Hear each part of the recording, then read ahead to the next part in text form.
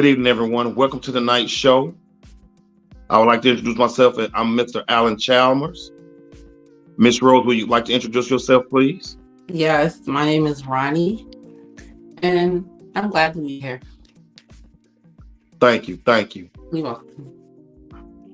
Tonight's show, we will discuss how to identify toxic people. And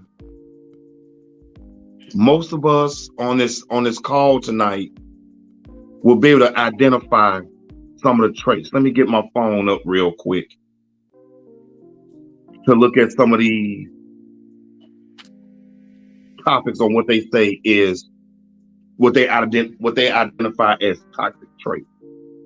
Negativity, judgmentalness, dishonesty, rigidness, rudeness, a lack of empathy for others. That's a good one. Cynicism, recklessness, pickiness, argumentativeness, quick to anger, bossiness, self-centeredness, arrogance, greediness, stinginess, sneakiness. That goes for all you sneaky links out there. Sneaky. Thoughtlessness, disruptiveness, conflict avoidance. That's another good one. Mm-hmm. Impulsiveness, laziness, apathetic, a lack of self-awareness, and absolutism. Now, I just named off 25 traits on what they consider as toxic. Now, and for all 25 of these traits, I'm pretty sure if we were to go down a rabbit hole on these traits, we can find something good as well as something bad with all of these traits. Everything will always depend on what does the person perceive the other person to be, or how he perceives that other person act. Because a lot of times it could just be what we don't understand, what the other person doesn't understand in the situation that's taking place at that time. Let's take number 4, rigidness.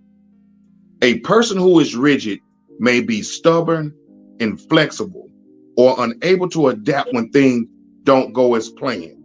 For example, an employee may struggle to adapt to a new boss when a new boss joins your team and changes the team dynamic. Now, in that scenario, we can look at it from a standpoint of a lot of us have seen that in day-to-day action. And it doesn't necessarily have to be an employee or an employer. It could be in relationships. In relationships, we become so set in our ways that we don't like to be flexible with anything. It has to go a particular way. It has to move a particular direction, and it has to be perfect. If anything diverts that cause, it becomes a completely different problem. How you doing, Brother Duncan? Hi, Nathan. How you doing, everybody? Doing good. Yes, sir. So in the form of rigidness, the thing would be we have to always be able to keep our head and minds on a swivel while being flexible, because you never know when anything can or might take place. What do y'all say about that? I agree. I missed the very beginning, brother. What was the initial thing? Okay. I listed off 25. I found this site online earlier because I had to do some research into the actual traits. So I just wouldn't try to spit off the top of the dome. And I listed off 25 traits. And I just jumped in with the fourth one they listed was rigidness. And it says rigidness. A person who is rigid may be stubborn, inflexible, or unable to adapt when things don't go as planned. For example, an employee may struggle to adapt when a new boss joins your team and changes the dynamic. And that's where you heard me say about the, it doesn't have to necessarily be an employee, employer. It could be in a relationship. Things don't go how you thought they were going to go, what you expected to be, but because you had this perceived notion of what was going to take place, that anything outside of what you saw from here doesn't work. And it leads into some of these other traits with being rude, aggressive, anger, quick to anger, argumentative, because you were quick to not think that something could have happened, something could have changed, that changed the dynamic in that moment. Not that it always has to be that way, but it happened. Okay, I like that. So yeah, I agree. You definitely can't be rigid, and it's simple things in life we look at. So earlier I was messing around in the house, and the door wouldn't just so happen to close all the way. And what happens is sometimes, based upon different weather, we know doors can swell, doors can close. So that when you cut that doorway, you're supposed to have those things made to be able to make those adjustments. And I think that's the same thing in life. If we don't have it inside of us to actually make adjustments in certain situations, we will become rigid. And then what happens is we start to feel as though everything is an attack into us, instead of us seeing it that it's an opportunity to make adjustments and growth. And so we now have an argument against a situation that could be beneficial for us. I agree. I completely agree. Too. Did we get some more guests? I couldn't see you. That's what I was looking. I was looking to see if we had any more. I know I saw something come up saying we had 2 more, but I guess they're in the background. Yeah, we got Sister Priscilla here, and Brother Cannon is back, but he's not connected yet. Hey. Hey, Marty. Hey, Sister Priscilla, how you doing? I'm good. How y'all feeling today? Are we doing good? I'm good. Excuse me. Another one that I like is number 6 on this list. A lack of empathy for others. A person who lacks empathy for others may struggle to understand other people's feelings and thoughts.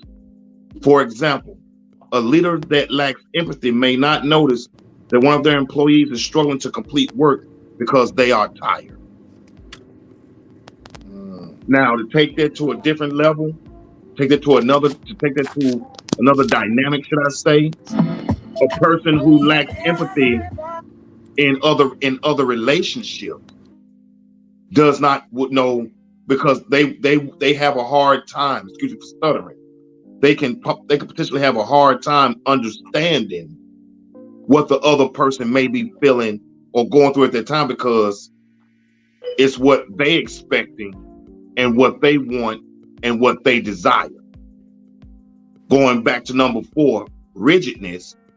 You're not able to adjust.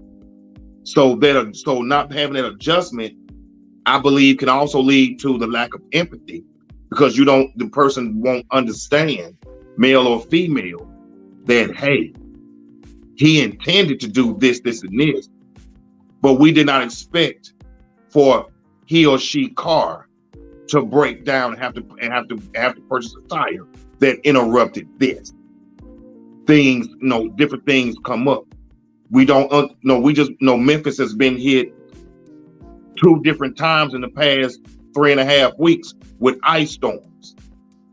Don't expect people to lose their power, lose their food, trees falling on houses, and whatever else is going on. You have to make those adjustments as necessary. That's where the rigidness comes in, because some people can't make those adjustments. And then for those that's looking for things to be a particular way, they don't have the empathy for the other person, because, well, you should have been prepared for something like that.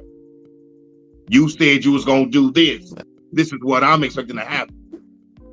I'm not caring about your issue and your problem over here. What do you all think? Well, one thing I was thinking about was with empathy is interesting. Another thing I think what makes it important is that sometimes if a person doesn't feel you have empathy, they're not receptive to what you have to say in the first place. So sometimes having empathy will be the initial icebreaker to get everybody to calm down and feel on an equal level. Because even sometimes I would say personally, you can present me with good information, but if I think you don't care or feel what I feel and have any concerns about me, then whatever you have to say to me starts to diminish. Its value drops down. Mm-hmm. I agree. I completely agree. If I can't feel any sort of empathy pertaining to the situation at hand, I know me, which is listed as a toxic trait in here as well. Where is it at? Conflict avoidance. I don't like to argue. I hate arguing. We can debate. We can have a discussion. We can agree to disagree. But when it comes to arguing, that means to me, and I'm not even looking at the list on this, to me, that means someone is trying to assert their dominance over me to make me understand their point, but my point and my feelings simply don't matter. Right. And that's what we not going to do. And that's what we're not going to do. If it means that much to you, damn it, you got it. You can have it. We'll come back to this another time because I don't have the energy for that heartache and pressure. That's just me. Some people, I know people that love to argue because in their minds, when you argue, it's them showing love and they desire for you to argue back so they can feel the love of the argument. That is, to me, that is just backwards. That's right. I shouldn't have to argue with you to get my point across. I think I talk pretty well. We should be able to have a discussion and get this thing popping. But if I got to argue and I already talk loud, and now I got to start talking where I got pictures on the walls shaking and stuff, there's a problem. Now, you don't like what I say. I don't like what you say. Whoever, and now all of a sudden, things get said in the heat of that argument that you can't take back. Things are done that you can't take back. And it should never get to that point as adults. Right. And now I'm questioning the whole thing. Like, because if you love me, you know how to communicate with me. You know my love language. And my love language is not to hurt me verbally. You know, that's a mess. And I don't like, so we're talking about toxic traits. And I think arguing is definitely a toxic trait. And you know what's crazy? Some people really like to argue. They really like it. They really cannot function in any type of relationship, whether it's friendship, co-workers, just strangers on the street. They pick an argument with everything. And the thing is, a lot of times they don't even have validity to their argument. They just like to have some sort of opposition. They just want to argue for no good reason. You can say the answer is A and they say B, but why? I don't know, just because it's not A.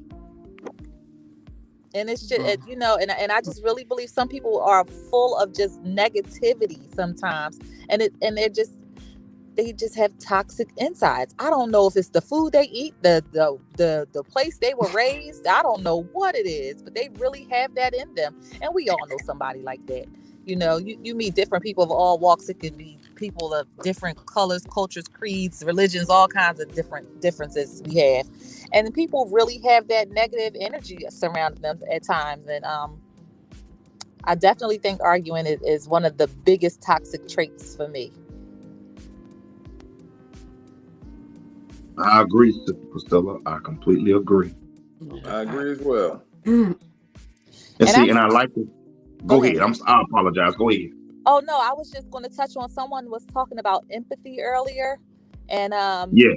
I am big on empathy, and I think that you should, but know the difference between having empathy and sympathy for someone. Because having empathy, you can, we all know empathy. You understand what they're going through, and you can, you can acknowledge it. But sympathy, you don't want to fall into that, letting someone walk over you, or feeling too deeply, because sometimes we are people who feel so deeply that it crushes your spirit.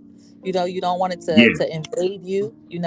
So I feel like I sometimes take on a person's energy, so I'm very careful to be mindful of my empathy and sympathy. I agree. And empathy is a peculiar feeling, because in the same time that we can empathize, we understand, and we can feel what that person is going through. We have to be careful, because I know I'm guilty of this. I've done a lot of things, a lot of silly things as well. I've done a lot of stuff in these 48 years, going on 49 years of life, especially during 20 years of naval service. And even though I can feel and understand what someone may be feeling, I can always revert back to a time that I might have done something similar. So in that scenario, while I'm feeling the person I'm talking to, it's not always good to try to give a suggestion of how they can come out of it, because they might not want to come out of it. So we have to determine if they want to come out, or if they want to dwell in that madness. Because a lot of times, and I know people like this, a lot of times people want to dwell in the madness because that's how they get the attention that they desire to get.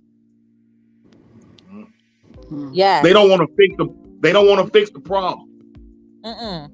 They want to stay there and accept everything that's coming down. Yep.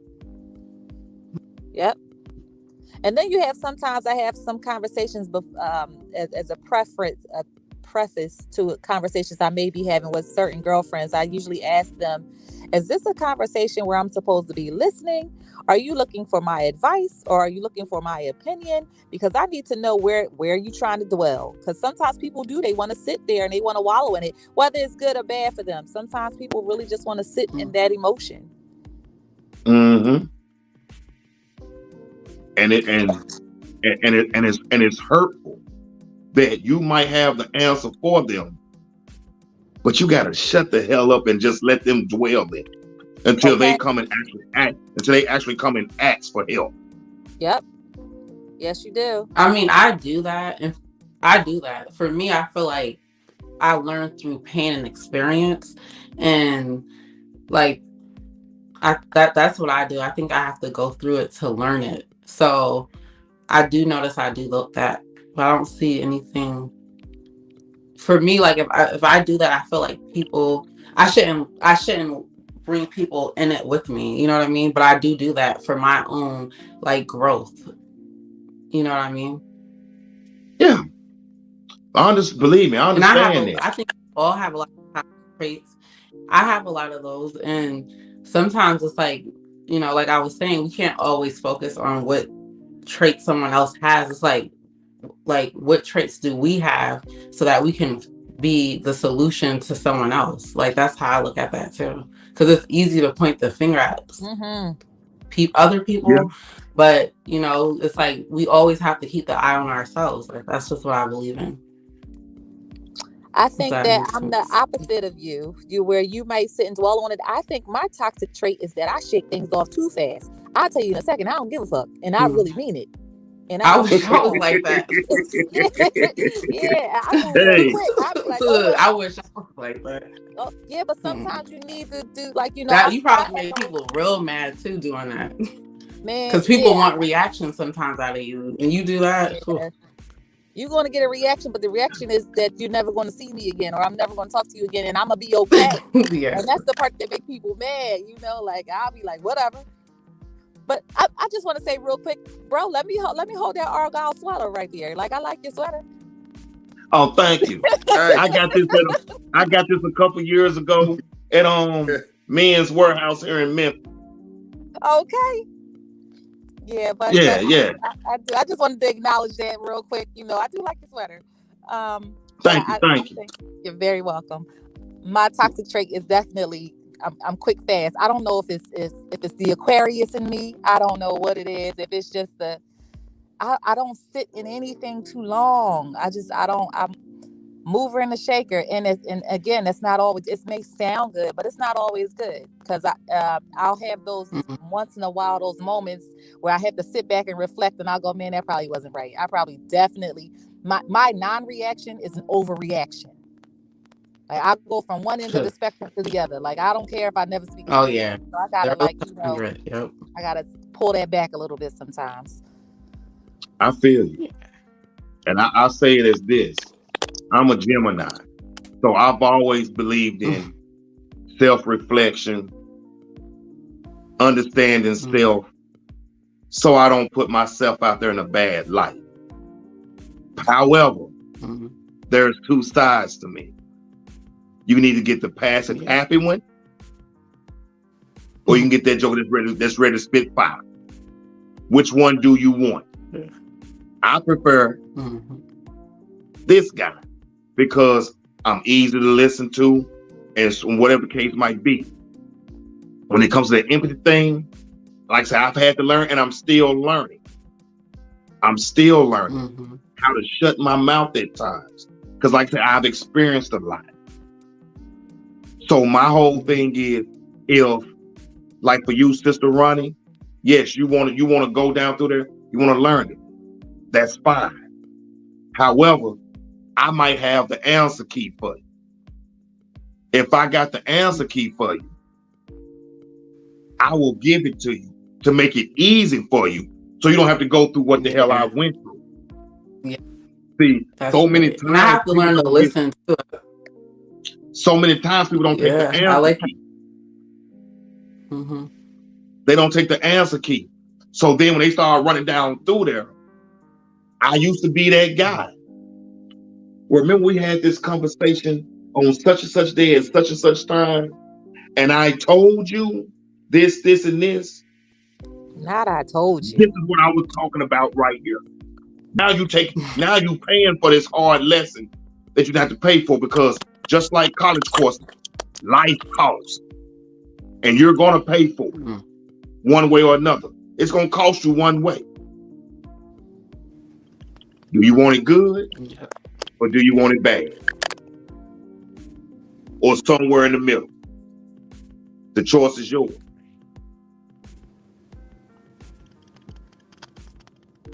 Now I'm tired of talking. Y'all talking about toxic traits. What we got going here? read off some more of those definitions, brother. Okay, wait. Run that back. So we have words and definitions. Oh, yeah. I pulled a list up. I found a list online of 25 examples of toxic traits.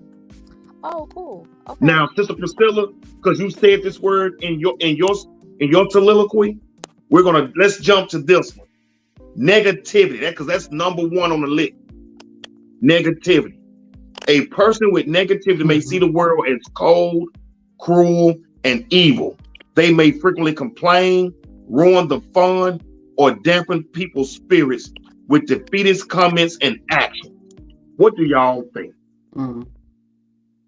I'm guilty of that.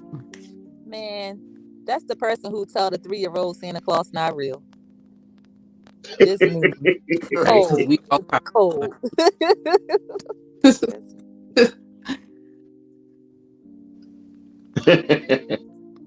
One thing I think that about, was. one thing I think about, to be careful if you're dealing with somebody who's negative, is I know me, I'm a helper. And so my issue is, you have to know at what point do you continue to help, and there's a cutoff point where you stop helping, because it becomes detrimental to yourself. And so that's what Mhm. I think about that Yeah. negativity.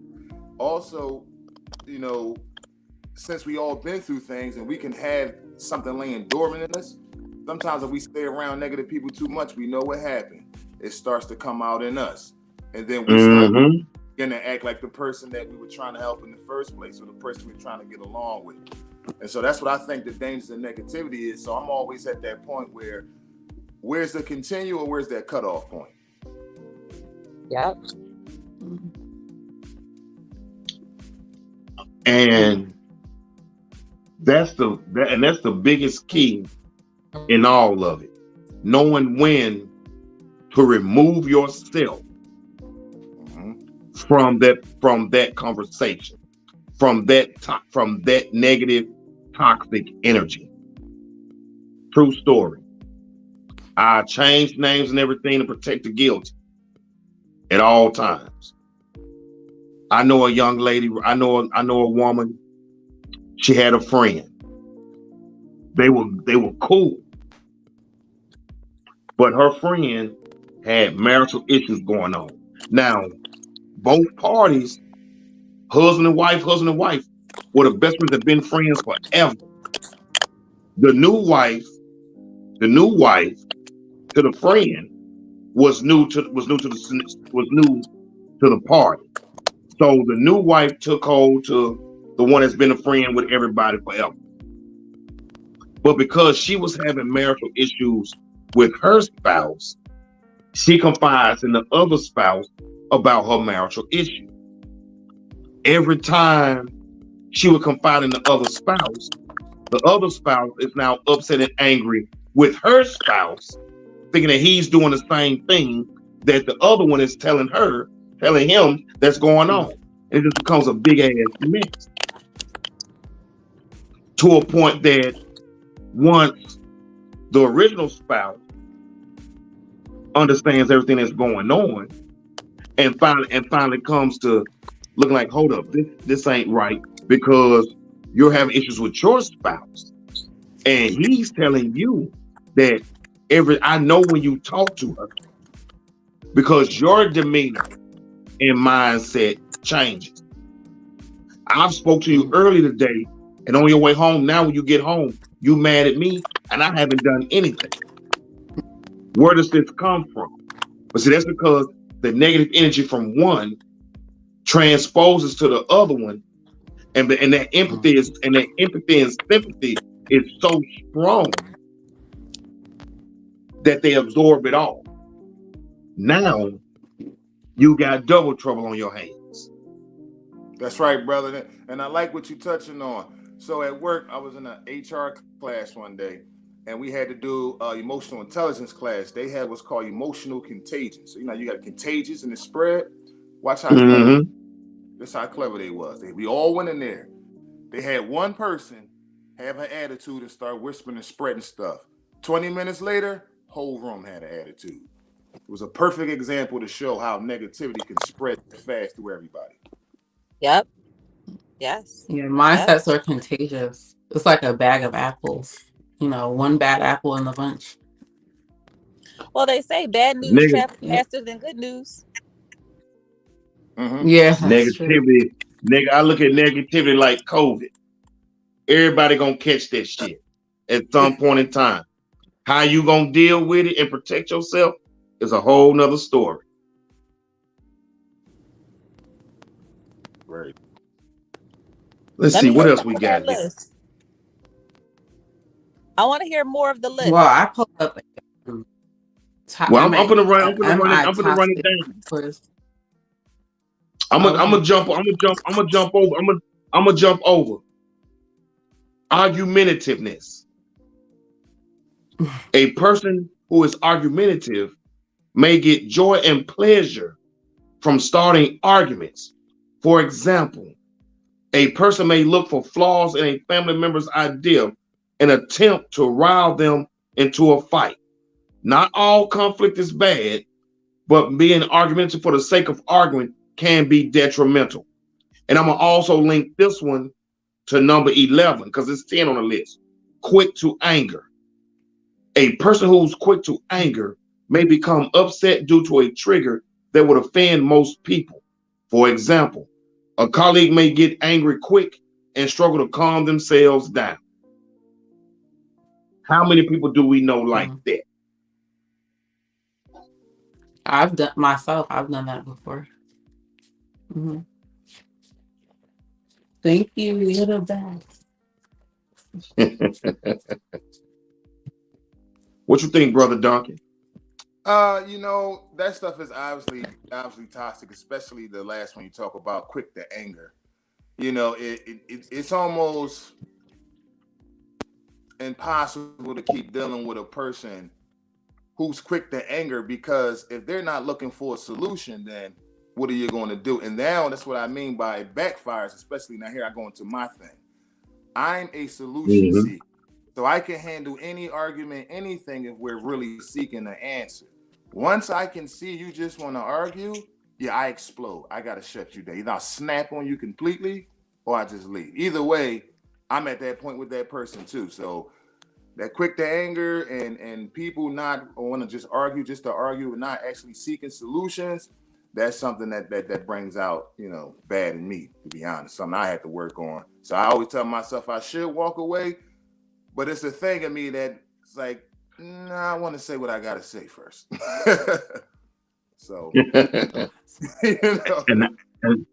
and I understand that, because I've always been a type from my upbringing. I watched my parents argue. I watched my parents fight. I've seen those things. So I'm the type that I like to say what I need to say and be done with it. Mm-hmm. I don't want to do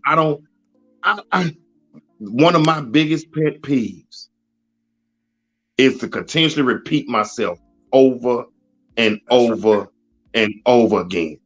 You want to see me get pissed off to the highest level of pissivity? Let me say the same damn thing 3 or 4 times, the exact same thing. You see now, then at that point, my body language changes, the tone of my voice changes. I'm really ready to bite your head off because you act like you can't comprehend what I'm saying, but I'm still trying to be nice in the process of. So in that, I get it. It's a rough hustle when this is what you got to be. But sometimes we just have to avoid that personal conflict and just walk away. I'd rather be called, as I've been called before a long time ago, a bitch ass dude, because I refuse not to stand there and argue with man or woman to save my sanity and peace. Because the moment I lose my sanity and peace, I'm about to talk about it for the next 3-4 days. And within the 3 or 4 days, I'm gonna be contemplating where I'm gonna see this joke at, so I can get so now everything I should have said, you about to hear this shit now. Mm-hmm. And then whatever happens at this point is whatever happens. So I'd rather just keep an even keel, walk away, and be done. But that's me. Best thing to do is to walk away. I agree. This the Grandmaster. We didn't hear from you at all. How you feeling, brother? Can you hear us? He on, right? He's been having computer issues all day. Yeah, I hear it. I'm talking. Okay, I hear you now. Can you hear us? Can you hear me? Yep, we can hear you. Yeah, I can hear you. I can hear y'all the whole time. So I hear everybody talking about the traits, which is very good. The hardest thing I think we all have to identify is one thing is knowing our own traits. Now, everybody want to say we got faults, but we all, I know I'm not perfect. I'll flip it since my stroke. I'll follow my heartbeat if you cross me. I don't even have the willpower or want now to even tolerate trying to be sweet and nice when I know you ain't that like that yourself. You just trying to get what you get. Then I will flip, and then I come back and maybe now, but and I get it from right then and there. So I've been listening to y'all, and all y'all talking with a lot of passion and desires. My question is with you to all of y'all. Do you realize, or how do you identify when is enough for your trait, that a good trait or a bad trait is going to come out? When do you realize you at that point, not just Okay. because somebody said something or act, but when do you know personally? Me, How do me, you per- know when you need help? Me personally, I know two things either gonna happen to me. I can know if my bad traits about to kick in. For one, first indicator, I'm initially so positive that my thoughts start to change. That's the first thing. The second thing is, like Brother Allen was saying, that body gesture change. And so if you could notice your own movements, which I can, and I notice my thoughts change, then I know my behavior is about to change. See, the first thing for me that changes is my body motions because I tend to sit a certain way. I always try to sit unlike here where I'm sitting up so I can be seen. I'm normally always sitting back like this here and I'm in a relaxed state. Mm-hmm. And I will speak to what's going on. I will say what needs to be said and so forth. But as the negativity keeps going and you're trying to be argumentative, you're trying to bait me into saying things that I don't want to say, or you're taking things I'm saying, but you're picking bits and pieces of my Mm-hmm. statement to use it to justify your meaning. Then my body language sits up where to now where I come up, all right, let's go. Now I'm ready to go. Now I'm ready to go on an attack. Now I'm ready to fire back. And at this point, as it keeps going, I start to feel the point of to hell with your feelings. I don't care about your feelings. I don't care about your thoughts. I don't care about what you have to say because you finally pissed me off. And I try to avoid that standpoint. It's easier for me to walk away than to stay in the midst of a battle. Yeah. I would say for me, the way I know I'm about to For start me, shifting uh, in it's my very simple. behavior is Once I first get to a point and I get tired of a lot of people BS, I'll start tapping. I'll start tapping. You got about 5 seconds to clear out the room. Care who you're, male or female. You have about 5 seconds to clear out because you already got me to that point. When I ask you to stop and leave me alone, and you don't heed my warning. Yep. Once I start tapping, just be prepared to either run, duck, or holler. Either way, you're gonna get it. Listen, One I thing know about me, that's I for me. probably Once have a lot of I start toxic traits. me, You still talking? and you Oh, sorry. I think go he's being ahead. delayed. Oh yeah, he Go is. ahead. Oh, what I was saying is No, I I don't said let go other ahead. people have that much power and control over me. I really don't. So it's like we have to look at that too. Why are we allowing somebody else to push our buttons? Where's our self-control at? yeah, I'm working on that. Well, not So always I'm about working self on control. that. Because I mean, It's people not can get always me there, but for the self most part, control. Self I control. don't let people get me out of character like that. So I won't necessarily come out of character, but I Hmm. know within myself that I'm starting to shift. One, my facial expressions, my face Okay. will begin to change, and I can Yeah. feel it. I can feel my eyebrows starting to frown and things like that. I feel my thoughts just the same way like you, bro. I Yeah. feel my thoughts shifting, you know. Right. It'll go from being very positive to real fast, and then I get into that, oh well, I don't even care no more, and I That brush it off yeah, we real probably fast. got to catch it at the thought process part, because that's For when, sure, I agree. thoughts, feelings, and actions, that whole Mm-hmm. triangle, it follows through our, body and Mm-hmm. start acting it out. But that's good when we can notice that, Mm-hmm. But to you, Definitely. Sister Ronnie, oh, I'm sorry. Go ahead, Sister Priscilla. No, I'm good. To you, Sister Ronnie, I would say it's not Alan, are you about talking? no. Can y'all hear Alan? Can y'all hear me? Yes, I can hear you. Yep. Yes. Can you hear me, Brother Duncan? But can y'all hear Brother Alan? Yes. Oh, okay. Yeah, I can't hear him. Okay. Hello. My thing would be, good evening, Brother Evans. How you doing this evening? I'm doing mighty fine. Just got out of prayer, so I'm hot on fire right now. Oh, let's go then. I'm trying Let's to tell go. the anointing is flowing up in here now. I'm joining y'all. What's going on, brothers and sisters? What's going Nothing on? much, my brother. Good. Nothing much at all. But I would say this to you, Sister Ronnie. Mm-hmm. I agree with your statement about, we have to know who we are and not allow someone to push our buttons to get us out of character. That is the strongest point of strength that has to take place within each individual person. Mm-hmm. Because it's so easy It is for someone to come out of character, yet hard to stay in their personal character. It really is. It is. So we as individuals have to understand our dynamic. And it's like saying this carries over into the continuation for this next week in understanding our own personal toxic traits. Mm-hmm. So we can recognize that in other people, and then we know.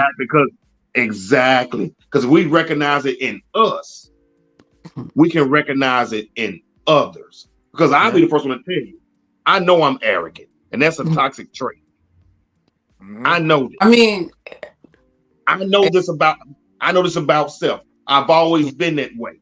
That's the way I was bred. I was bred to be the best at everything I do, and that's the way it has to be. Arrogance. So that arrogance come in with that. Yeah, but some people can't deal with that. Yeah, when they say too much of anything is bad, certain things we need though, like for our confidence and stuff. You can have arrogance, but how are you using that arrogance? Are you using it to be better than somebody? You know what I mean? Or no, me personally, no, I don't. But we always got to remember it's the other person's perception. Yeah, that's of true. what they think and what they feel. See, where I feel that my arrogance is geared towards me to continue to drive me to be the best at anything and everything I do. Oh yeah, that's if I'm gonna throw buckets in the street, I want to be the best bucket thrower. That's me. I want to, whatever I set my mind to, I want to be the best at it. But see, for somebody else, just to say Brother Duncan, but for Brother Duncan, his perception of me is like, this will think he's better than everybody else, even though I never said nothing like that. I never did. I never portrayed myself like that. But I put myself to a position where I want to be the best. I want to know what these books and regulations say. I want to be this. I want to learn to be the go-to guy. This is forth. But see, but for somebody else, it's he thinks he's better than everybody else. He's an arrogant SOB, da da da da da da da. It's not what it's not personal what I'm doing. It's what they see in me that makes them say that. So we have to be careful in mind. Yeah, that was a good one. They get intimidated, right? Yeah, but that's not your problem. It's not. And it's not. It's not. But see, going back to what we said earlier, Brother Duncan said it. When he had his seminar and you had one person that started spreading negativity. And then before you know it, everybody in the room was negative. That person might not have, the person that person that wants to be the best and trying to be the best might not have done anything to anybody in that room. But that one person that perceives as being arrogant can go around that room saying something about that person. Now everybody believes that this dude is arrogant. He this, he ain't this, yada yada yada. He's a kiss ass. He's a brown noser. He's this, and now everybody's turned against him. And no matter what this young man or young woman do, he's behind the 8 ball. Mm-hmm.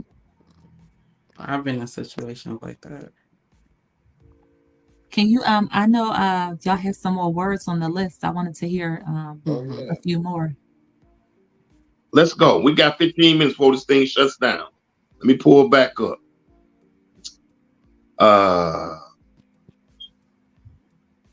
Because I'm looking for one that I may be unfamiliar with. So far, I've been very familiar with these traits. Okay. Stinginess. Sneakiness. Sneakiness. Okay. Thoughtlessness. Okay.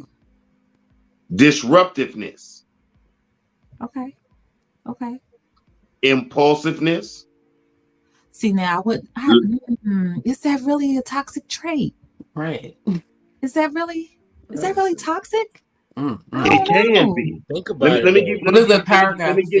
Let me give it to you real quick, Sister Priscilla. Let me give it to you. Impulsiveness. A person who is impulsive may make rash decisions based on emotion. For example, an impulsive friend may spend too much money because they lack emotional regulation skills. And that's what they said about the regulation skills. But we're going to talk about let's talk about the rash decisions based on emotion. And let's deal with that in a relationship standpoint.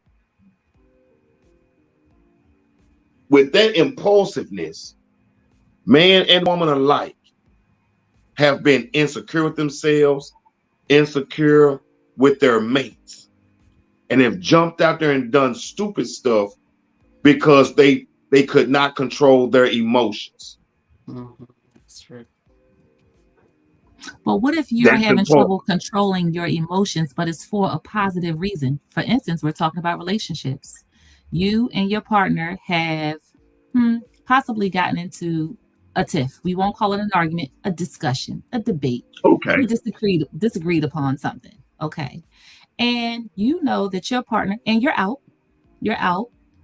and you know that your partner enjoys cologne. And you know what you say? You know what? I'm going to just buy this cologne real quick. That's an impulse buy, but it's for a positive reason. Yeah, that's true. Yeah. I like that. But let's jump the other direction. That's what I'm saying. Does it necessarily have to be toxic just because it's impulsivity? It depends. It depends on the level of impulsiveness. And y'all, did I just make that word up? Impulsivity? That's a word? Yeah, you did. It works for the night. It works for the night. Okay. We'll call Webster tomorrow and try to get that added to the book. Okay, cool.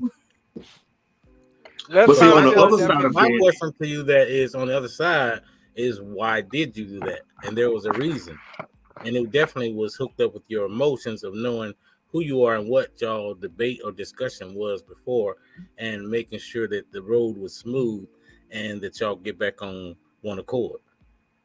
Yeah, and you're doing that out of emotion, but it's for a positive reason. It's because you want to get back onto one accord. It's because you want the relationship. You care about this person. So yes, you made an impulse move, but the outcome, the thought process behind it was all about positive. It was a positive thought. It was a positive move. So why is being impulsive, why is that considered toxic? Well, I will go here with that. Go ahead, Brother Evan. No, you go ahead. I like the way you talk. You go ahead. Because I would say a whole different direction. Well, I'm gonna say it like this. The reason why it can be impulsive, it's not for the positive aspect that you're related to. It's because of the negative aspect that it normally relates to. And the negative aspect of it is she cheated on me. Mm. So I'm gonna go out here and do the same You thing know, to show her yeah. how it feels. I'm in my feelings. I'm in my emotions. I'm Mm. gonna show her how it feels. She did this. So I'm gonna do the exact same thing because I'm gonna show her how it feels. And then she does it too. Right. Exactly. So now you Exactly. create a nasty.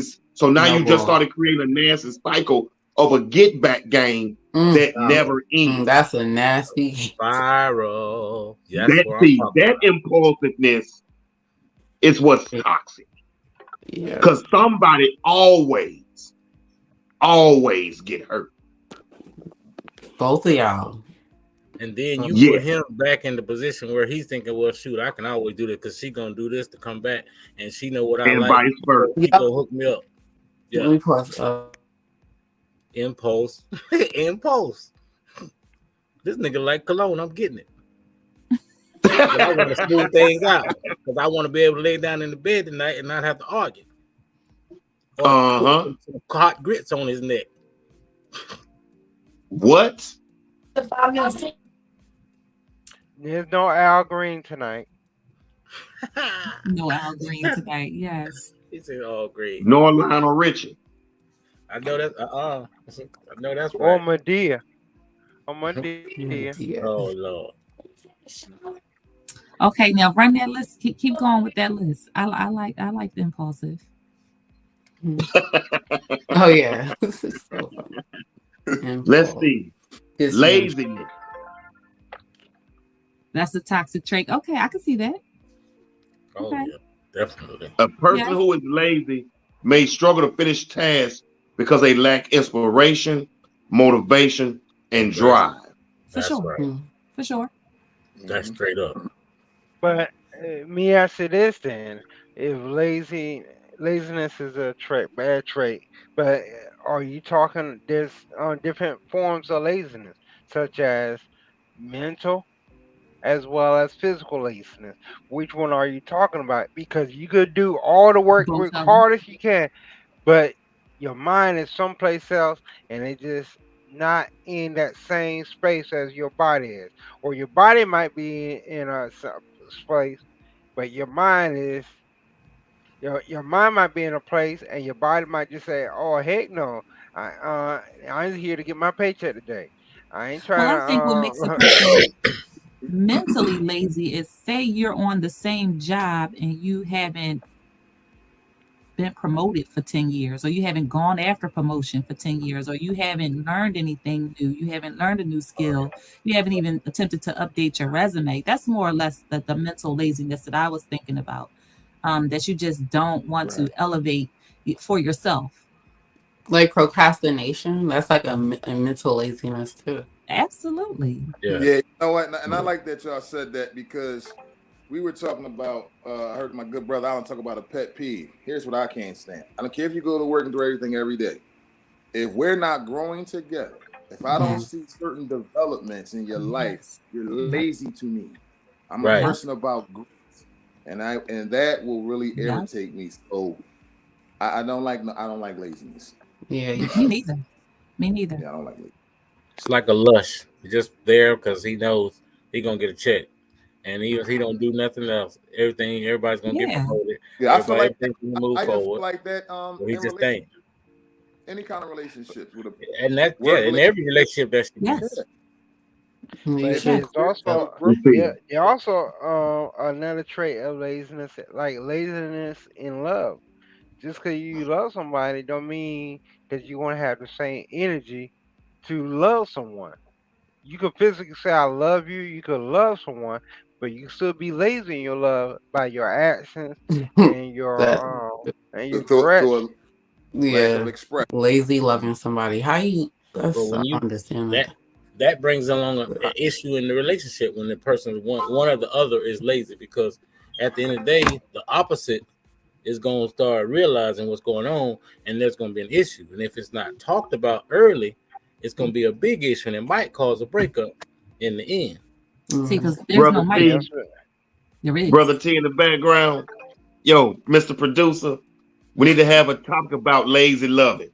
Yeah. Lazy loving. Yo, lazy lovers. Boy. Lazy loving. How do you lazy love somebody? Ooh, boy. You could lazy Boy, If you don't love believe it, someone. it can be done. Oh Uh, yes.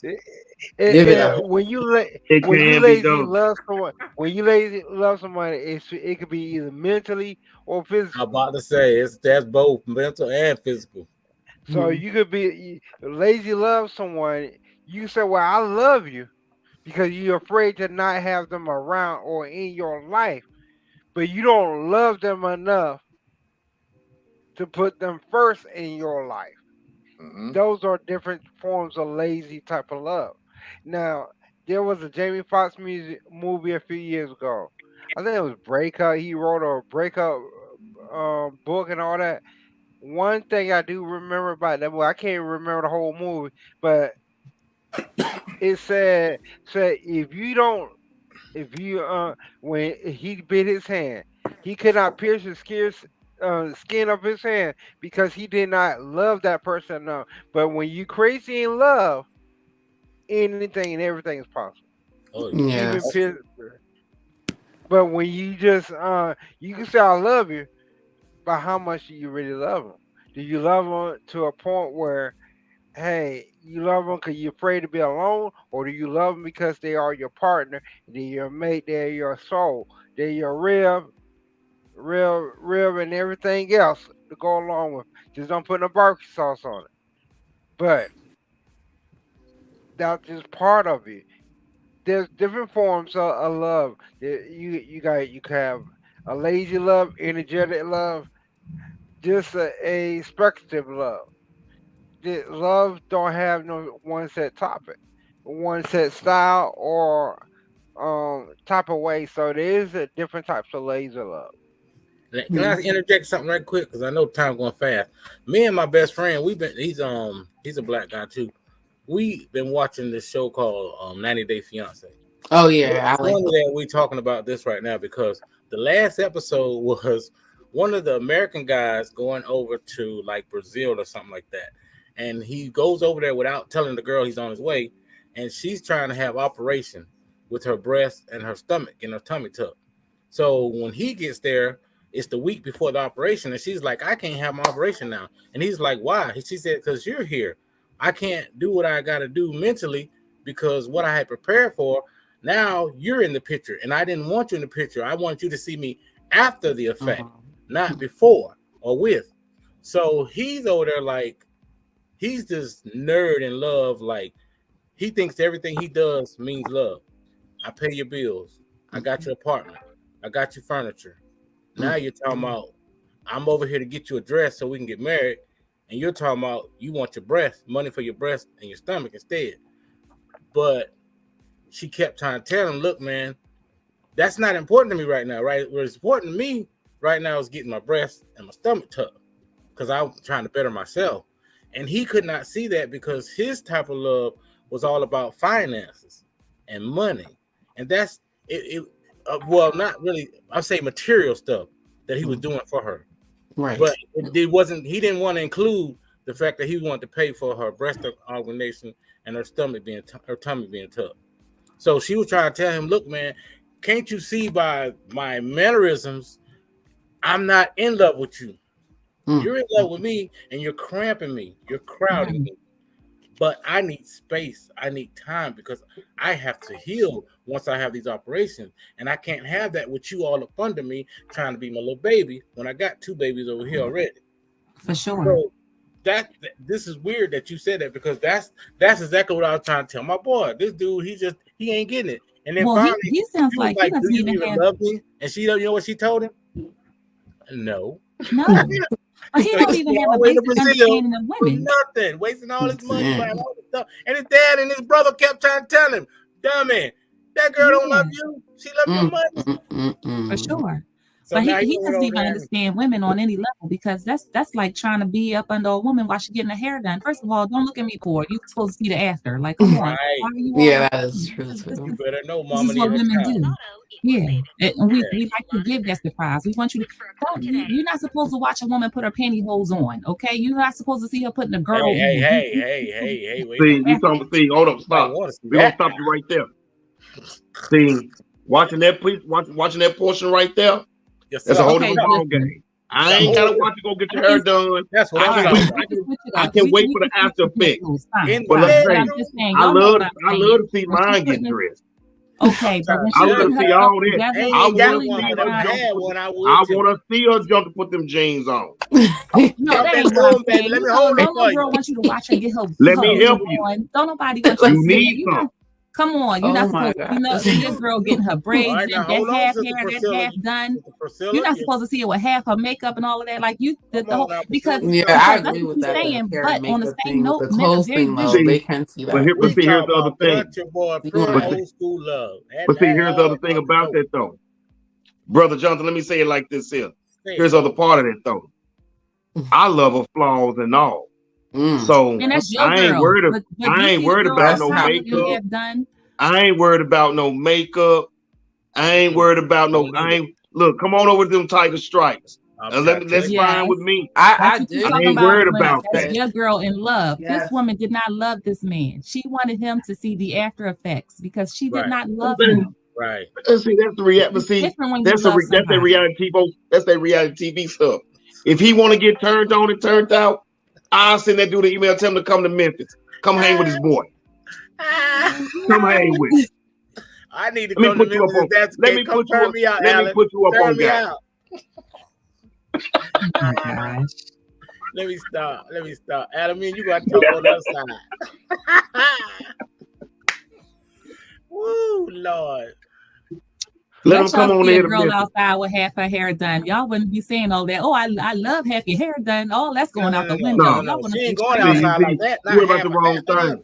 She better have a scarf You worry on. about the wrong. See, a dude that does that, in my opinion, worry about the wrong things. Cause see, you can look. Cause see, I firmly believe you can look past imperfections to see who that person truly is. Right. Don't worry about what this right here is doing, Outside. because this woman could be, let's just say, just for the sake of argument, shits and giggles, 5'8", and she might say she's fat at 180 pounds. But at that 180 pounds, I see a brick house. Brick house. I'm about to say, I can see 5'8" where and you 180 is came not from bad, though. to where you are. Especially if you So I black. can see past all that other stuff where somebody else might say, no, she this, she that. No, she right for the kid. Come on, let me holler at you for a minute. Right. That's the problem. That's the problem that a lot of people get hung up on. They worry about, like I said, because we understand for men, It's more than men are women. visual. Men are Right. visual creatures. Right. Women are emotional creatures. So we get caught up on the looks, the idea, the makeup, how this thing here, how she's sashaying through the club or down this walkway, how them heels accenting them legs, and whatever else the case might be. We looking at all that stuff there. The woman, only thing she's looking at for this dude here, if she's in the cosmetic, yeah, she want to see this joker with this 6-pack abs is gonna be gone in 10 years because he gonna start drinking beer and whatever else going on. But she gonna start looking at what he's saying and what he's doing and how he makes her feel. Yeah. And that's the misconception, and that's what's missing in all of it. We look, we physical, we virtual and physical, and then the emotions come. The woman is emotional first, then the physical comes. Yeah, because you can be fat as I don't know what and tall as I don't know what. And if she's feeling you, she feeling you because how you making her feel emotionally. You making her feel like a brick house, like she all that in the bag of chips. Like, hey, you might have been his trash, but you my trust. When you make a woman feel like that, she don't know how to act. She don't know. Exactly. That's it. You want my number, too? I know you ain't got on no what's the latest. I don't even know what the latest stuff out because I don't wear it. But that Gucci and Prada and Louis Vuitton, I don't wear all that stuff. If I watch my I ain't trying to spend that. I ain't trying to spend that money. And a little spinning wheel on it from the gas station. But guess what? What I got on, it's gonna look nice with what I got on. No, I ain't rich. I ain't trying to play that I'm rich. I like to look like I got something. That's me. So when a woman sees that and she sees a man's got it together, then women like that. But when you go out there, you all half knit, willy nilly, then women ain't got nothing for you. You ain't driving a nice car. You ain't got the kicks. You ain't got the clothes. Your hair ain't tight. You got a money in your pocket. You ain't nothing. But they don't know your struggle. Where you been? Where you going to? What God is doing to you? And you're right. But as I say, we've already ran past our time, ladies and gentlemen. So we're gonna go to the closeout. We're gonna start with Sister Ronnie Rose. Start with your closing, please. Okay. Before we close, I can relate to everyone's comments, and thank you guys for having me. I learned something new today. Thanks. Brother Duncan, go ahead, please. I would like to say I thank everybody for being here, brothers and sisters. I think it was an excellent, beautiful conversation. A lot of viewpoints. I think a lot of things came out that'll be helpful for us all. And I hope we can continue to do this because we come up with more great topics every time. Thank you all. Sister Priscilla, yo, go. As always, I wish upon everyone love, peace, happiness, health, wealth, success, guidance, and wisdom, financial abundance, awareness, creativity, and motivation without procrastination. Brother Evans. Man, I wish above all things that you be in heaven, your soul prosper. Amen. I enjoyed this. I loved your list, brother. Your list really was on point. I like that. I enjoy the way the show is going. I'm glad for everybody still being here on Go Off Live. District Grand Master Sean Cannon. Yo, hello. I apologize. I had some technical difficulties tonight, but I do want to say that I'm proud that some of us have proven that they have some education. Thank you, Sister Richard Duncan. So we understand that. But for next month, I do want to let everybody know we're gonna have an interesting series.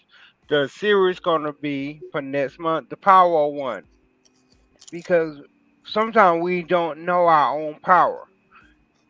And the first thing we're going to talk about for the next month or this month